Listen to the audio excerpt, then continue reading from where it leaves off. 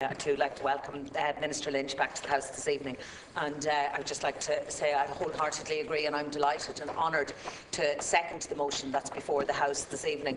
I know Senator Batchik has raised many of the points that I myself was going to raise, so I'm not going to reiterate what she said, but just suffice to say that having met with the members, and I'd like to welcome everybody here from the Independent Centre for Living, and indeed to John Dolan as well, and everybody that's here, but I would just like to start off by saying that I totally agree with Senator Batchik on her call for the need for us to put this on a statutory framework. I think speaking with the people involved, I think it just reiterates the point, that we need certainty, we need greater clarity in this whole area.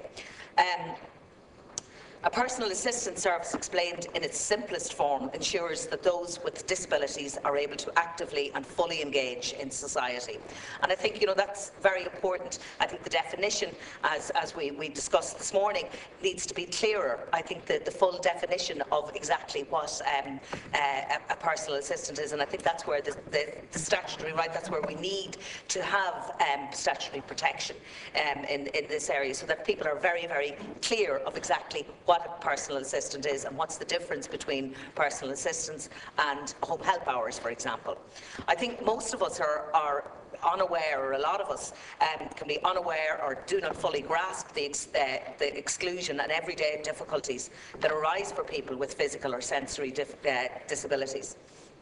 Going to the cinema, the shop, or even, as I know and many of us will know from organising trips for people with a disability into Leinster House, can be an absolute nightmare if you've got more than one or two wheelchairs. And again, I would say here that I must commend the ushers here in the House for the support that they give when people with limited mobility or a disability come into the House, for the attention above and beyond the call of duty that they provide on a day-to-day basis. But it can, and just even last week I met somebody coming into the House in a wheelchair that there was a problem with the lift, I think, and I mean what should have been a simple journey in to get to speak to somebody about disability turned into the greatest nightmare. So the everyday tasks that we find so simple can be a barrier for the person with limited mobility to leading a full and inclusive life in today's society. Even though, Minister, we have not yet ratified the United Nations Conventions on the Rights of the Person with Disability, I believe that we would all be in cross-party agreement with Article 19, which provides that the states should recognise the equal rights of all persons with disabilities to live in the community with choices equal to others, and commits the state to take effective and appropriate measures to facilitate full enjoyment by persons with disabilities of this right and their fully inclusiveness and participation in the community. We've all kind of spoken about this idea before, and we've all paid service to this and have laid documents and reports before the nation, but we need to be more and provide more tangible and concrete paths for inclusion. We need to strengthen the personal assistance service so that those with a physical or sensory disability are no longer at a disadvantage. I believe the rest of society is missing out because of conscious or unconscious barriers placed before people with a disability. This private member's motion calls on the government to support a person-centred supports model for a personal assistance service that would allow for independent living and full engagement in society, which seems very simple. The overall funding for Disability Services Programme in 2014 is £1.4 billion, with the HSE providing a range of assisted living services, including personal assistance services.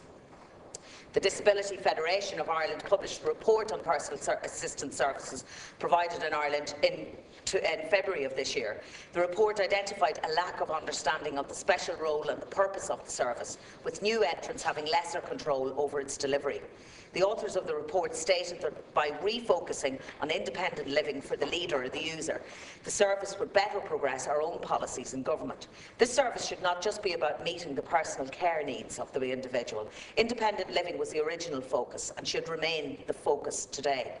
It's well established at this stage that by providing empowerment through the personal assistance service, the mental and physical health of the leader and user would be enhanced. This could lead to less care being needed in the future, while also removing many people from residential or assisted living situations where possible. And even by looking at the document which they've provided, I think it's very apt that one of the quotes on one of the pages is from a man who says, I'd rather fight to the death if I had to for my freedom. The personal assistance service has ensured my freedom. If I didn't have the personal assistance service, I would be in bed with bed sores in one room with very few possessions. And you can imagine the mental and the physical toll that that would have. He finishes by saying life wouldn't be worth living. So I think everybody, and as Senator Batchik has referred to the amount of emails that we've got, I must say it has been terrific to see the amount of people who take an interest in the debates that are going on in the Seanad, who want to become part of it. And I'm delighted that we have the opportunity to be the voice for the people that are putting forward their views. And I know, Minister, that you are very caring and that you do listen to the people that you meet. 1.4 billion, as I said, seems a lot to allocate for a section of health, and it is an awful lot of money. But I would argue, as I have previously, that disability is not just a health department issue. And I think I've mentioned this to you before in terms of even across sport in disability, that it's not a disability issue, it's also a sport, it's also education, it's also environment, it's multi-departmental, and I would argue the same thing here. Intellectual, physical and sensory disabilities should be addressed by every department in government. Thank you, almost finished. 1.4 billion allocated for 2014 will provide numerous supports for people with disabilities across the country. I would point out, though, that it isn't always about how much we allocate, but how we use the money most effectively and efficiently. Through my role and in my work in this sector, I'm hearing that the quality of the personal assistance service could be improved. In the mental health sector, we now have a head of service user engagement to improve our mental health services, and I'm aware that the Minister has set up, and again I must commend you on chairing the National Disability Strategy Implementation Group, which is progressing the National Disability Strategy. I believe further consultation could be done on the specific area of personal assistance service with service users, and this would certainly lead to a much needed improvement in the service, as well as possible cost savings. Both sides of the House would agree and acknowledge that the HSE requires, I think there are elements of it here that need require reform and overhaul, which is currently being undertaken. I've advocated during my time here for further and meaningful education or engagement with service users across the whole health sector, and we are now specifically looking at this with mental health and disability. It's important to actively engage with personal assistance service users in order to make the service person-led. I think that's very important. Thank you. Many people across the country are no longer willing to accept a top-down approach to healthcare, and we must now facilitate, I believe, this new way of thinking. Thank you. So I welcome and thank you, Ambassador, for your lenience. Thank you.